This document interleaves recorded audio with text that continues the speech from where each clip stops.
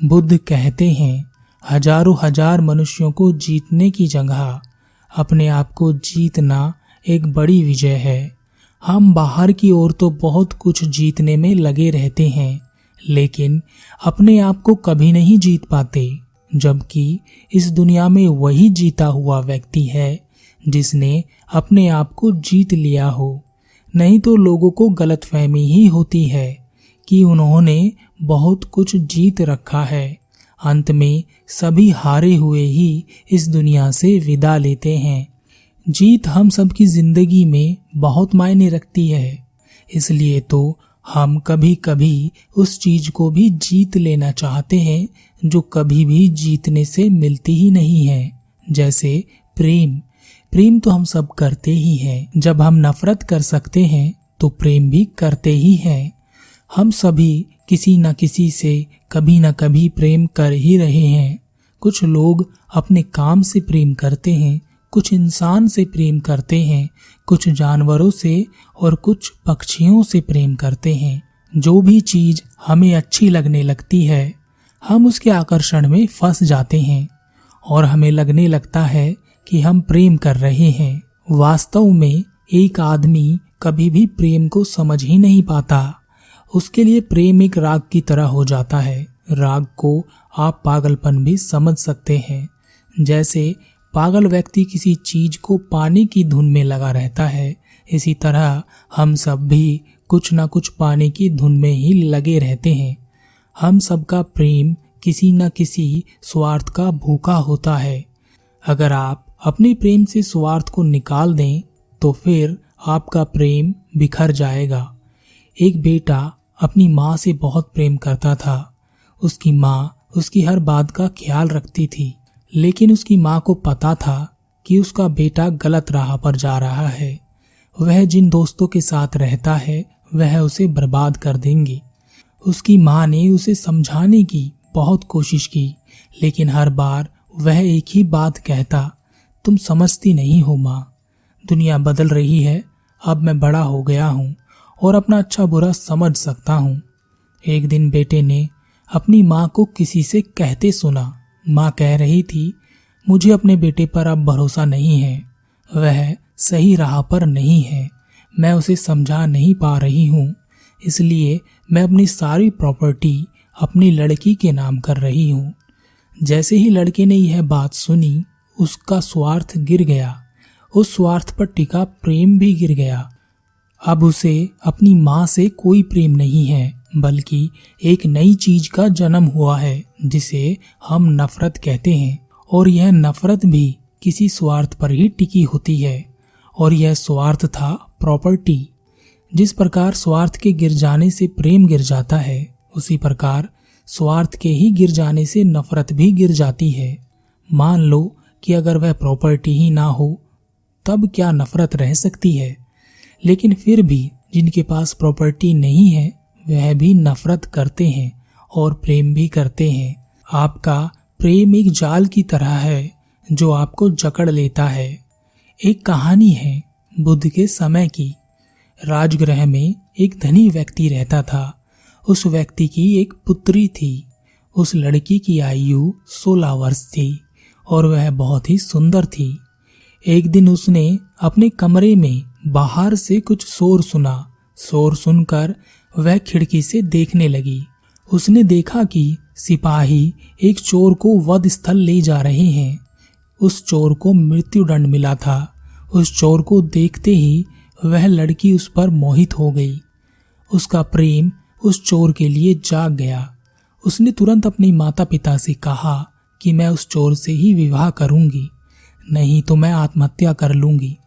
माता पिता ने अपनी पुत्री को बहुत समझाया, लेकिन वह लड़की प्रेम जाल में फंस चुकी थी और अब वह कुछ भी सुनने और मानने के लिए तैयार नहीं थी।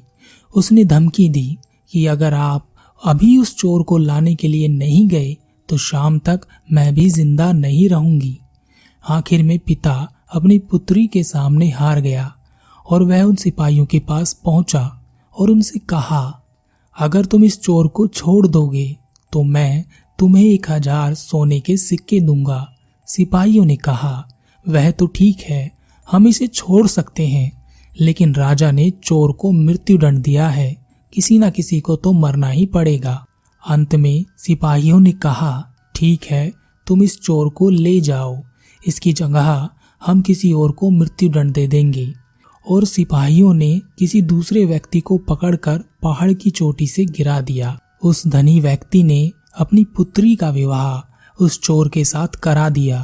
उस चोर का नाम सत्तुक था। वह चोर अपनी पत्नी से बहुत प्रेम करता था और उसके प्रेम का आधार उसकी पत्नी के आभूषण थे। भले ही उसकी शादी उस लड़की से हो गई थी, लेकिन उसके मन का चोर अभी भी जाग रहा था और उसे आभूषण ही आभूषण नजर आते थे। एक दिन उसने अपनी पत्नी की हत्या करने का षड्यंत्र रचा और खाना पीना छोड़कर खाट पकड़ ली। उस युवती ने अपने पति से पूछा, क्या बात है, आपने खाना पीना क्यों छोड़ दिया?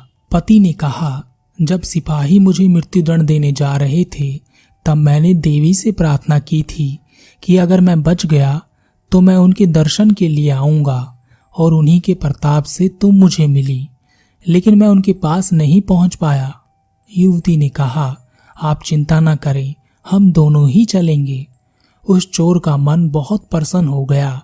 उसे चारों तरफ आभूषण ही आभूषण नजर आने लगे।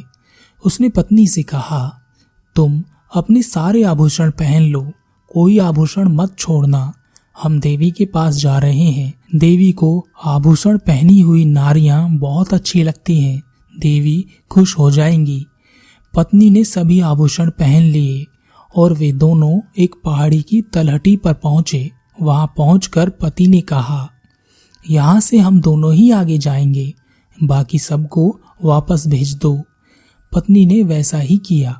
वहां से दोनों पति पत्नी पहाड़ पर चढ़ने लगे। पत्नी कभी पहाड़ पर पहले चढ़ी नहीं थी, लेकिन अपने पति के पीछे पीछे उसका अनुसरण करते हुए वह भी पहाड़ पर चढ़ गई।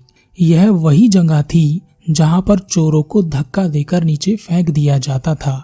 पत्नी को थोड़ा डर लगने लगा और वह घबराने लगी।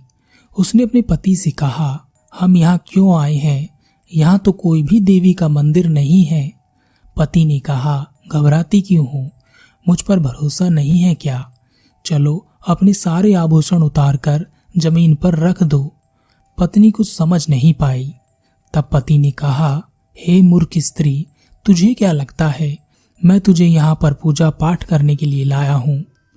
मैं तेरे सारे आभूषण ले लूंगा और तुझे मार दूंगा।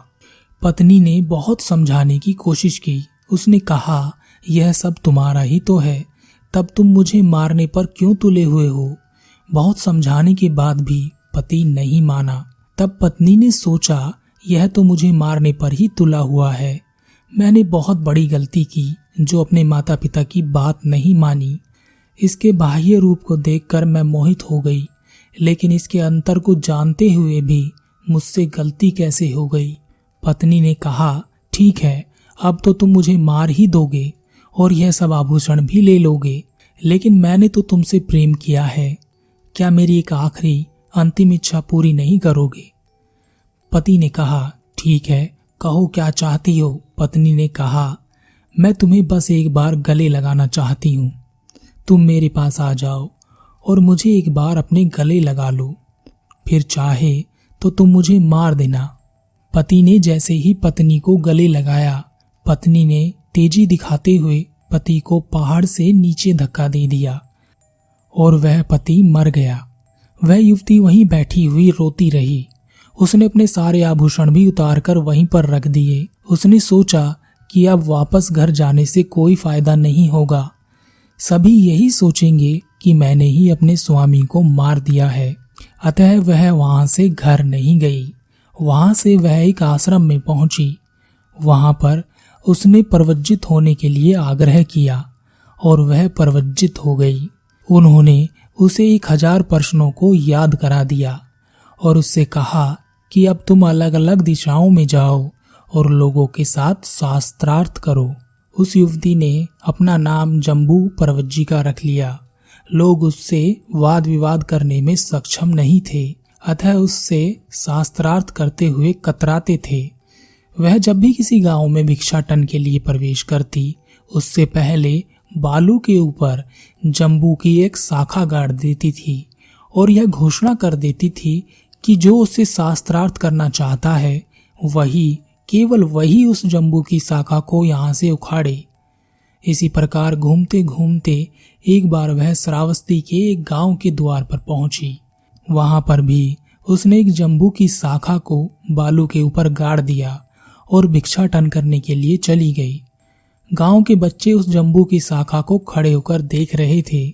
उसी समय भंते सारीपुत भी उधर से भिक्षाटन करने के लिए निकले।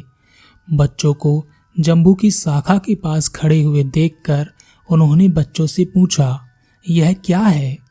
बच्चों ने पूरी बात सारीपुत को बता दी। सारीपुत ने बच्चों से कहा, यह शाखा उखाड़ दो। बच्चों ने कहा, नहीं, हमें डर लगता है। सारीपुत ने कहा, नहीं, कोई बात नहीं, तुम यह उखाड़ दो, उसके सारे प्रश्नों के उत्तर मैं दूंगा। बच्चे बड़े खुश हो गए। उन्होंने उस जम्बू की शाखा को उखाड़ फेंका। जम्बू पर्वतजिका वापस लौटी और उस शाखा को उखड़ा हुआ देख उसने बच्चों से पूछा, इसे किसने उखाड़ा है? बच्चों ने बता दिया कि हमने भंते के कहने पर ही इसे उखाड़ा है। जम्बू पर्वतजिका और सारीपुत का आमना सामना हुआ। वाद विवाद शुरू हुआ। पर्वतजिका प्रश्न पूछती जाती और सारीपुत उसका जवाब देते जाते। अंत में सारीपुत ने पर्वतजिका से पूछा, क्या तुम्हारे सभी प्रश्न समाप्त हो गए हैं या कुछ और भी बाकी है? पर्वतजिका ने कहा, सभी प्रश्न समाप्त हो गए हैं, मेरे पास अब पूछने के लिए कोई प्रश्न नहीं है भंते। तब सारीपुत ने कहा, क्या मैं तुमसे एक प्रश्न पूछ सकता हूँ? पर्वतजिका ने कहा, पूछिए भंते। सारीपुत ने कहा, एक नाम क्या है? पर्वतजिका को इसका उत्तर ज्ञात नहीं था, अतः पर्वतजिका ने अपनी हार स्वीकार कर ली। पर्वतजिका ने कहा, मुझे अपनी अज्ञानता का आभास हो रहा है। मैं जान रही हूँ कि मैं कितनी अज्ञानी हूँ। क्या आप मुझे एक नाम के विषय में बता सकते हैं? सारीपुत ने कहा, तुम मेरी जैसी धर्मपरायण बन जाओ, तब तुम्हें स्वतः ही एक नाम के बारे में पता चलेगा। पर्वतजिका ने आग्रह किया कि आप मुझे प्रवज्जित करा दीजिए। सारीपुत ने उसे प्रवज्जिया दिला दी। अब उसका नाम कुंडलकेसी थेरी पड़ गया। कुछ समय पश्चात उसने अरहत्व को प्राप्त कर लिया। कुछ शिष्य बुद्ध के पास पहुंचे और उन्होंने बुद्ध से पूछा, हे भगवान बुद्ध, कुंडलकेसी थेरी ने धर्म की सभी बातों को भी नहीं सुना था, फिर भी उसे अरहत्व कैसे प्राप्त हुआ? तब भगवान बुद्ध ने कहा, बेकार की 1000 बातों को सुनने से अच्छा है एक सार्थक बात को सुना जाए। एक सार्थक बात वहां तक पहुंचा सकती है जहां तक उन निरर्थक हजारों बातों को याद करने से भी नहीं पहुंच सकते। कुंडलकेसी थेरी ने अपने आप पर विजय प्राप्त की। उसने स्वयं को जीता, इसलिए उसने अरहत्व को प्राप्त किया। इस कहानी में एक नाम का जिक्र हुआ है। एक नाम क्या है? वैसे तो एक नाम को कहा नहीं जा सकता, स्वयं के अनुभव से ही इसको जाना जा सकता है। फिर भी मैं यहाँ थोड़ा सा प्रयास करता हूँ समझाने का, और जो मैं बता रहा हूँ वह मेरी समझ, मेरा अनुभव है।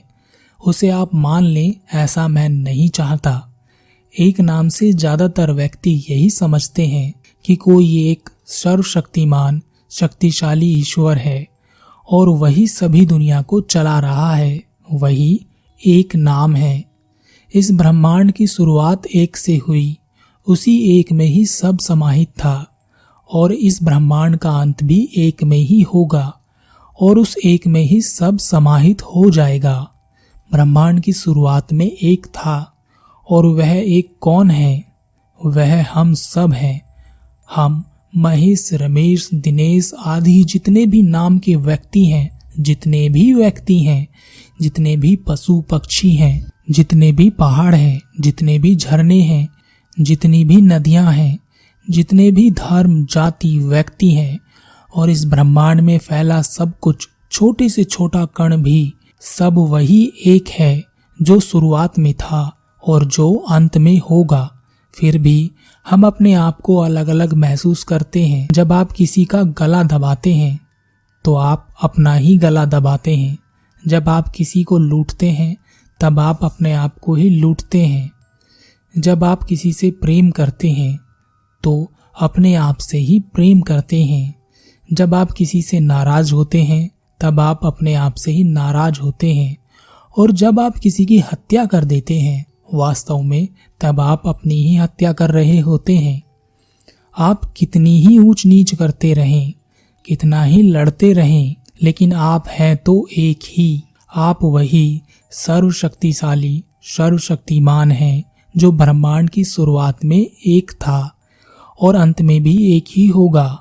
लेकिन जब मैं कह रहा हूं कि आप, तब आप केवल अपने विषय में ही सोच रहे होंगे, जबकि आप अकेले एक हो ही नहीं सकते। जब सब जुड़ जाता है, पूरा ब्रह्मांड जुड़ता है, तभी आप एक होते हैं। नहीं तो दूसरा व्यक्ति दूसरा और मैं अलग हो जाता हूँ। मुझे नहीं पता कि आप क्या समझे होंगे, फिर भी यह कोशिश थी समझाने की। हर व्यक्ति अपनी समझ के हिसाब से अलग अलग समझता है, एक ही बात के हजार मतलब निकाल लेता है।